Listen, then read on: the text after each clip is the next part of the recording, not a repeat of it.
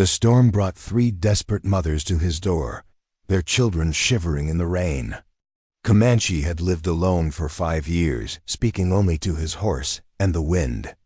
Now strangers stood on his threshold, water streaming from their clothes, eyes wide with fear and exhaustion. Lightning split the sky behind them. Thunder shook the adobe walls of his ranch house. The women clutched their boys close, 3 mothers protecting 3 sons from more than just the weather. The first woman held herself like nobility fallen. On hard times, her dress had once been fine. Now it hung torn and mud-stained around her frame. She gripped a leather satchel against her chest as if it contained her very soul. The second woman watched his rifle with the eyes of someone who knew weapons. Her hand rested near her hip where metal gleamed beneath her coat. She stood ready to fight or flee, muscles coiled like a spring. The third woman whispered prayers. In the corner of his doorway, her traveling papers jutted from her coat pocket, edges worn from handling. She kept glancing over her shoulder at the darkness beyond his porch light. Comanche studied their faces. 5 years of solitude had made him suspicious of all human contact. The last time strangers had come to his land, they had taken everything from him. His wife, his child, his faith in mercy. But these children shivered in the cold, their lips were blue. Their eyes held the hollow look of those who had traveled too far on too little food. He stepped aside. The women entered without speaking. They moved carefully, testing each step, ready to run if this proved another trap. The boys pressed close to their mothers, sensing the tension that crackled between the adults like electricity before lightning. Comanche watched them settle near his fireplace. The elegant woman never released her grip on the satchel. The tough woman checked every window before sitting. The praying woman kept her papers hidden but her eyes on the door. They were running from something. All of them. The dust on their clothes spoke of hard travel. The fear in their movements spoke of pursuit.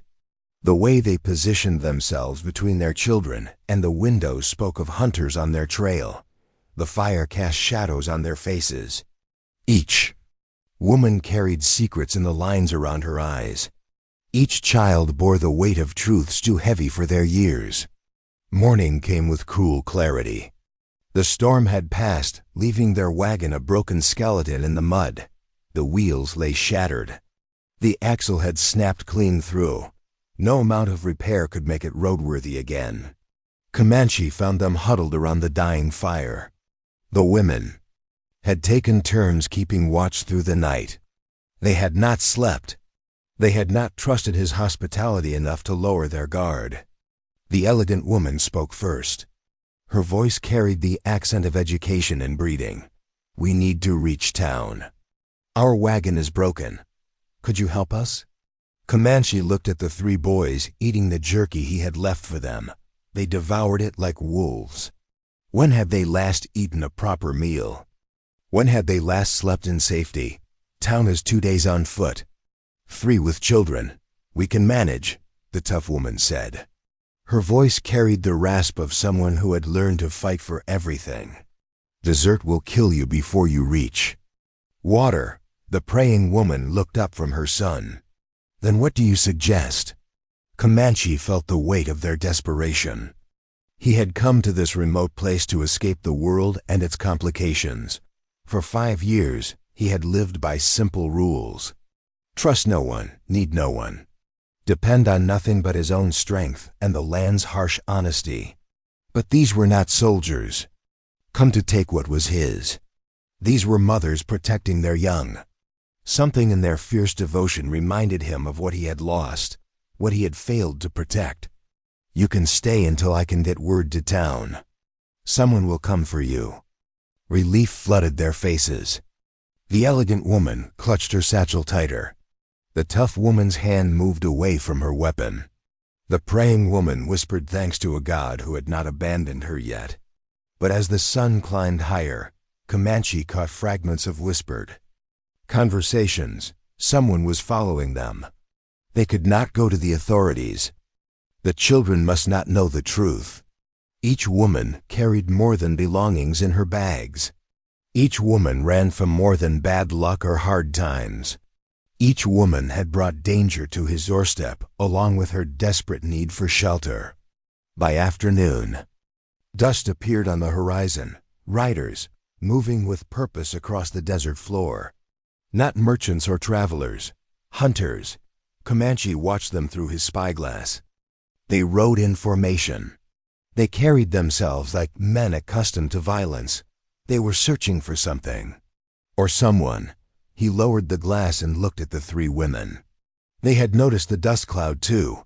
Fear had returned to their eyes. The tough woman's hand found her weapon again. The praying woman pulled her son closer. The elegant woman stood frozen, clutching her satchel like a shield. The riders would reach his ranch by nightfall. Whatever these women were running from had found them. And Comanche realized that his 5 years of peace were about to end in blood and fire. He had faced this choice before. Stand and fight for strangers who might not deserve his protection. Or step aside and let the world's cruelty claim what it would. Last time he had chosen wrong. Last time he had failed to protect what mattered most. The dust cloud grew larger. The riders drew closer. And Comanche felt the weight of another man's war settling on his shoulders like a familiar coat. The riders passed without stopping. Dust settled back into silence. The women breathed again, but their eyes remained fixed on the horizon where danger had appeared and vanished. Comanche made his decision in that moment of shared relief. One night had become something else. Something that required more than basic shelter and cold charity. You can stay until it's safe to travel. The elegant woman, Lara, nodded once. The tough woman, Ellie, studied his face for deception. The praying woman, Cortana, whispered thanks that carried the weight of true gratitude. Days stretched into weeks.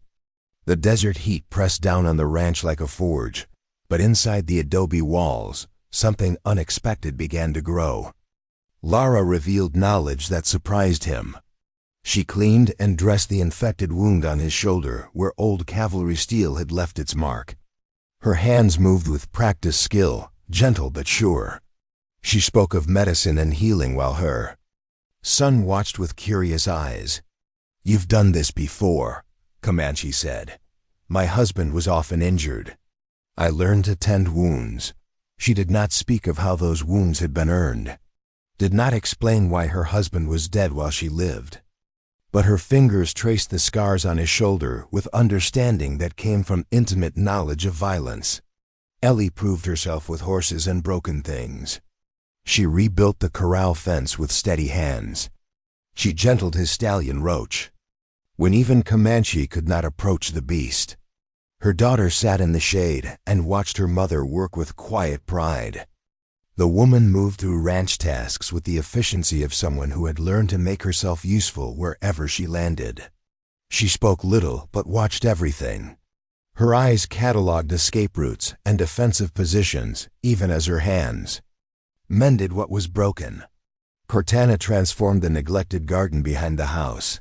She coaxed life from ground that had known only thorns and dust.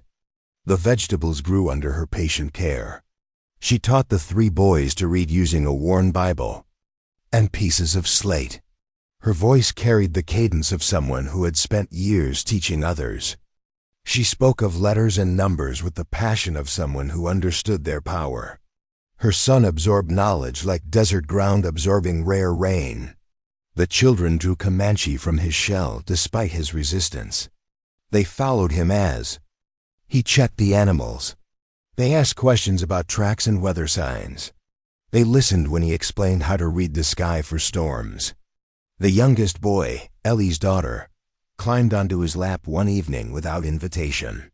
She fell asleep against his chest while he sat motionless, afraid to disturb her rest. The weight of her small body awakened something in him that he had thought buried forever. Lara's son asked to help with the horses. Cortana's boy begged to learn tracking. They treated him not as a stranger who had given them shelter, but as something approaching family. The women noticed his gentleness with their children. They saw how he moved carefully around small bodies, how he lowered his voice when speaking to young ears, how he made sure they ate before he took his own meals. But trust remained fragile. Each woman carried secrets that cast shadows across the growing warmth between them. Each woman jumped at unexpected sounds. Each woman watched the horizon for approaching dust. Strange incidents began to multiply. Footprints appeared around the ranch perimeter where none should be. Strangers asked questions in town about 3 women traveling with children. A rider passed at sunset, studying the ranch house before spurring his horse toward distant hills. The tension wound tighter each day. Whispered conversations stopped when Comanche entered rooms. Letters arrived that were burned before he could ask their contents. The women took turns keeping watch while others slept. Ellie sharpened her knife each night. The steel rang against the whetstone in rhythms that spoke of deadly purpose. Cortana prayed with increasing urgency, her voice carrying notes of desperation. Lara clutched her satchel tighter, never allowing it beyond arm's reach. The piece they had built felt fragile as desert glass, beautiful but ready to shatter at the first wrong pressure. 3 weeks after the storm, everything changed. Comanche found Lara's satchel spilled open beside the water trough, papers scattered in the wind, official documents bearing military seals, communications marked with dates and locations that made his blood run cold. He gathered the papers carefully. Read words that confirmed his worst suspicions, names he recognized, places where good people had died, evidence of corruption that reached into the highest levels of territorial command. Lara appeared as he finished reading. Her face went pale when she saw the documents in his hands. "You were married to Colonel James Croft." "I was." "He sold weapons to renegade tribes, supplied the raids that killed families across the territory." Her silence was answer enough. "Including mine." She stood perfectly still. The desert wind tugged at her hair, but she did not move to fix it. Her eyes held the weight of someone who had lived with terrible knowledge for too long. "I took the evidence when he died. Someone needs to answer for what they did. Why didn't you turn it over to the authorities?" "Because half the territorial command was involved. Because they would kill me before I could testify. Because powerful men protect their own." Comanche looked at the papers in his hands, names of officers he had served under, orders for operations that had destroyed innocent lives, evidence of betrayal that cut deeper than any physical wound. "The cavalry unit that attacked your family used weapons my husband provided. I know because I saw the requisition orders. I know because I helped him write some of them." The confession hung between them like smoke from a funeral pyre. She had been part of the machine that had destroyed his life. She had enabled the violence that had taken his wife and child. But she had also stolen the evidence that could bring justice. She had risked everything to expose the truth. She had chosen conscience over safety. "Why tell me this?" "Because you deserve to know. Because I cannot build anything on lies. Because those men are still out there, still profiting from death." He folded the papers carefully. The wind had stilled as if the desert itself held its breath. Ellie and Cortana watched from the porch, sensing the weight of what passed between them. "We share the same enemy," Comanche said finally. "Yes, but you were part of it once." "Yes, and now you want to make it right." "I want to try." He handed her the satchel. Trust was not given easily between them, but understanding had been born from shared pain. They were both casualties of the same war, both seeking justice for the same crimes. But as dust appeared on the horizon again, Comanche realized that Lara's secret was not the only one threatening their fragile peace. The other women carried their own dangerous truths, and their pursuers were closing in. The 4th week brought hunters to their door. Not riders passing through, but men with purpose. They asked questions in town about 3 women and 3 children. They described faces with accuracy that made Comanche's blood turn cold. Military agents came first. Clean uniforms and hard eyes. They wanted to know about strangers seeking shelter. They offered silver for information about stolen documents. They left behind the smell of threat and gunpowder. Bounty hunters followed 2 days later. Rough men with worn weapons and patient smiles. They carried papers with names and prices. They spoke of justice and law while their eyes promised violence. Federal marshals arrived last. Official badges and territorial authority. They searched for fugitives from justice. They warned against harboring criminals. They made it clear that helping the wrong person could destroy everything. Each group circled closer to the ranch. Each group left signs of their presence. Hoofprints in the dust. Campfire smoke on distant hills. The constant pressure of being watched. The women felt the walls closing in. Ellie cleaned her weapons with obsessive care. Cortana prayed with increasing desperation. Lara held her satchel against her chest at all times. The children sensed the growing tension and became quiet shadows of their former selves. Comanche found himself caught between protecting his guests and questioning their honesty. Lara's revelation had shattered his trust in simple explanations. If she had hidden such devastating secrets, what truths did the others carry? He watched Ellie work with the horses. Her hands moved with practiced skill, but those same hands had killed. The bloodstains on her knife told a story she refused to share. Was she victim or villain? Was she running from justice or injustice? Cortana taught the children with gentle patience, but her forged papers suggested deeper deceptions. Who was she really? What had she done that required false documents and desperate flight? Her prayers carried the weight of someone seeking forgiveness for unconfessed sins. The pressure built until the air itself seemed ready to explode. Each woman knew the others harbored secrets. Each woman feared exposure would doom them all. Each woman prepared for betrayal while hoping for understanding. The confrontation came. During the 5th week, Ellie had been sharpening her knife when she looked up to find Lara watching her with knowing eyes. "You think I brought this danger to your door," Lara said quietly. "Didn't you? Those military men want what's in your bag. They'll tear this place apart to get it. And what about the bounty hunters? They're not looking for stolen documents." Ellie's hand stilled on the whetstone. "What do you mean?" "They're looking for someone who killed a man in St. Louis. Someone who ran with a little girl and a bloody knife." The words hung in the air between them. Truth finally breaking through the surface of carefully maintained lies. Cortana looked up from her teaching. The children sensed the shift in the room's atmosphere and moved closer to their mothers. Comanche stood in the doorway, watching the careful balance of their shared deception begin to crumble. "You want to talk about bringing danger?" Ellie's voice carried the rasp of someone who had learned to fight for everything. "At least I killed someone who deserved it. At least I protected my child."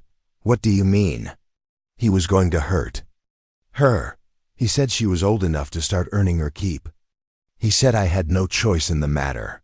The confession spilled out in broken fragments. A saloon owner who treated women as property. A mother who had endured abuse to keep her daughter safe. A final night when patience and fear had turned to deadly action. "I put the knife in his chest when he reached for her. I took his money and ran. I've been running ever since." Lara's anger dissolved into understanding. She had judged Ellie for violence without knowing its cause. Self-defense was not murder. Protecting a child was not crime. But Cortana's silence drew their attention. She sat frozen beside the children, her teaching slate forgotten in her lap. Her eyes held the weight of someone whose own secrets had been exposed by the honesty of others. "The marshals aren't looking for a killer," she said finally. "They're looking for me." "What did you do?" "I helped people find freedom. I ran a station on the Underground Railroad. I helped escaped slaves reach the Northern Territories." The words settled over them with the weight of revelation. Cortana was not running from crime but from law. She had broken federal statutes to serve a higher moral purpose. She had chosen conscience over legal obligation. The marshals consider me a fugitive. They say I stole property and aided criminal activity. They say I corrupted the natural order. You helped people escape slavery, Lara said. Yes, you risked everything to give them freedom. Yes, and now they want to punish you for it. They want to make an example. They want to show what happens to those who defy the law. The irony was not lost on any of them. 3 women running from different kinds of justice. 3 women who had chosen moral action over legal safety. 3 women who had protected the innocent and been condemned for it. Comanche listened to their confessions with growing understanding. They were not criminals in any meaningful sense.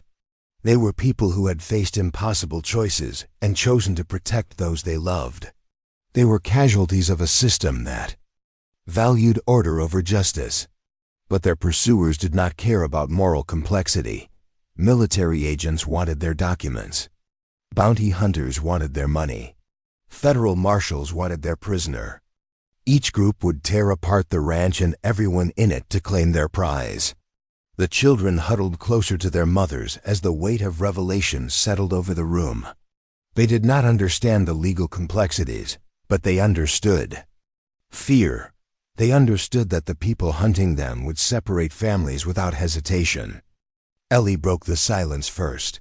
We should go. We've brought too much danger to your door. Where would you go? Comanche asked. Somewhere else. Somewhere far from here. The desert will kill you before you reach safety. The hunters will find you before you cross the territory. Then what do you suggest? Comanche looked at the 3 women and 3 children who had transformed his empty ranch into something approaching home. He thought of the evidence in Lara's satchel. He thought of the justice they all sought.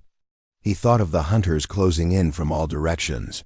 We make our stand here, together.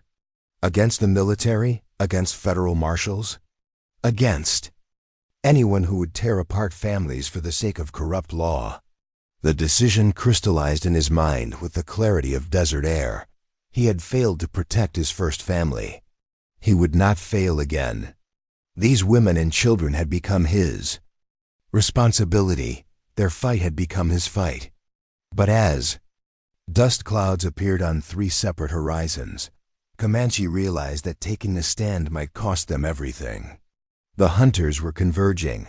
The final confrontation was coming. And there would be no running from what approached. The 3 groups arrived at sunset.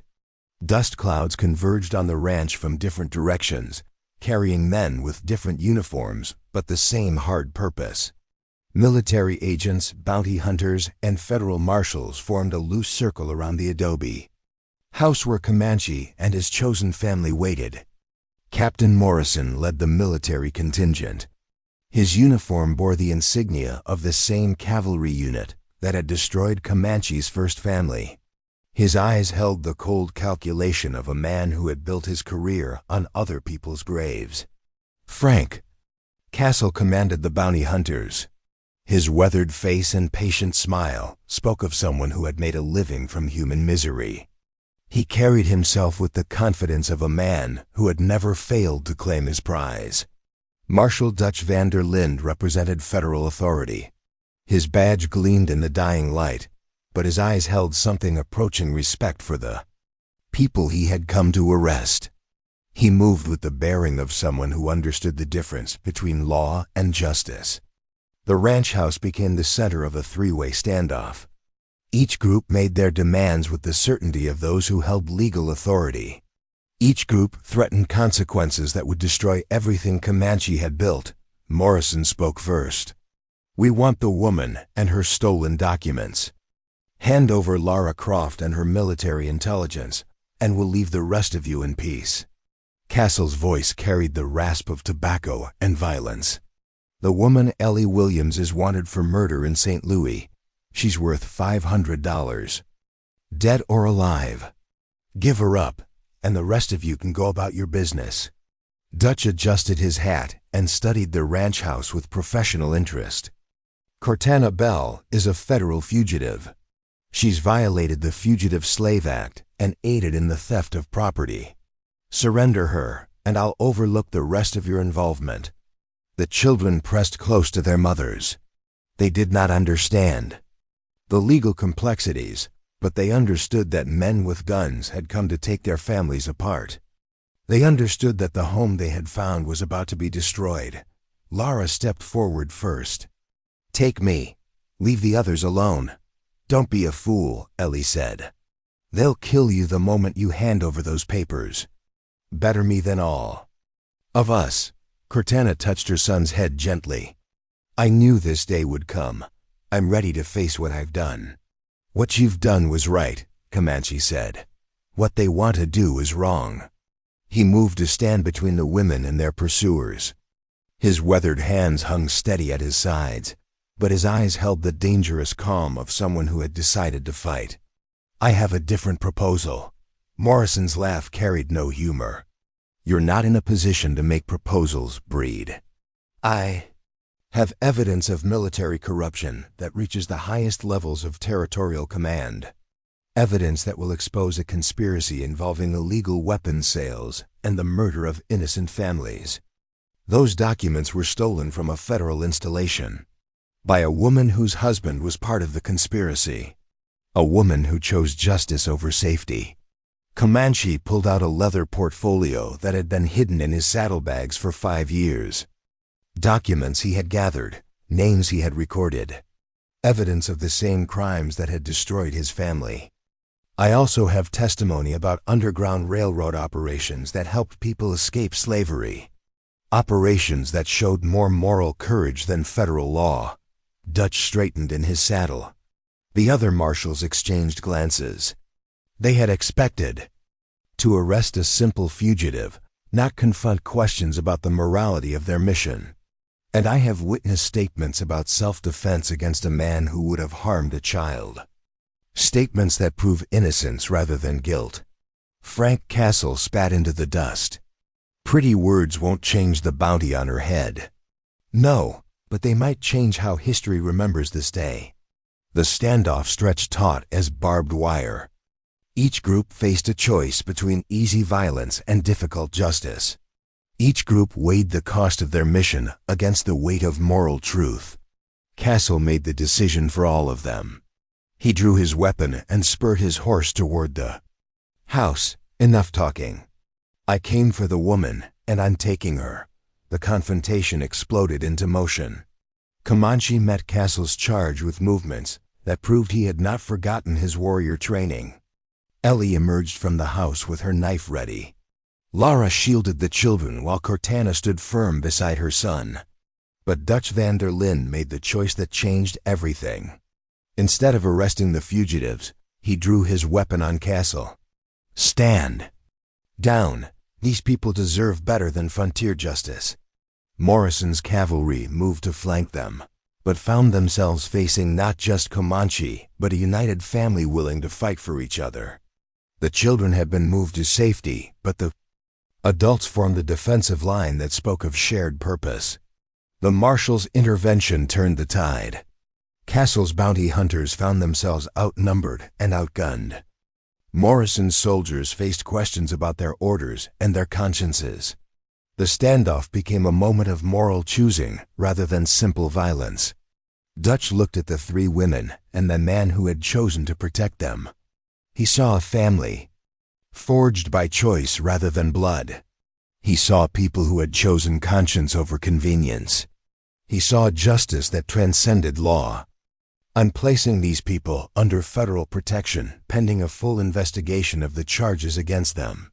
6 months later, the ranch house glowed with lamplight and laughter. Lara's evidence had exposed the military conspiracy and cleared her name. Ellie's self-defense case had ended in acquittal. Cortana's railroad work had been recognized as moral necessity rather than criminal activity. The 3 families shared dinner around a table that had once stood empty. The children played in rooms that had once echoed with silence. The women had found safety in a place that had once known only solitude.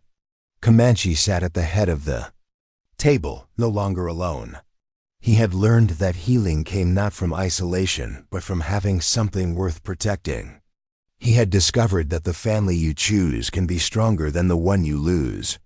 The desert wind still blew across the land, but it no longer carried the sound of loneliness. It carried the voices of children learning to read, women planning tomorrow's work, and a man who had found his way back to hope. The storm had brought 3 desperate mothers to his door. They had stayed to become something none of them had expected. They had become home, and that is all to the story for now. Please let me know where you are tuning in from. Perhaps we will create a story there. Consider liking this video and subscribing to our channel, and if you enjoy our content, click this video on your screen. I promise you, it's worth watching. See you tomorrow.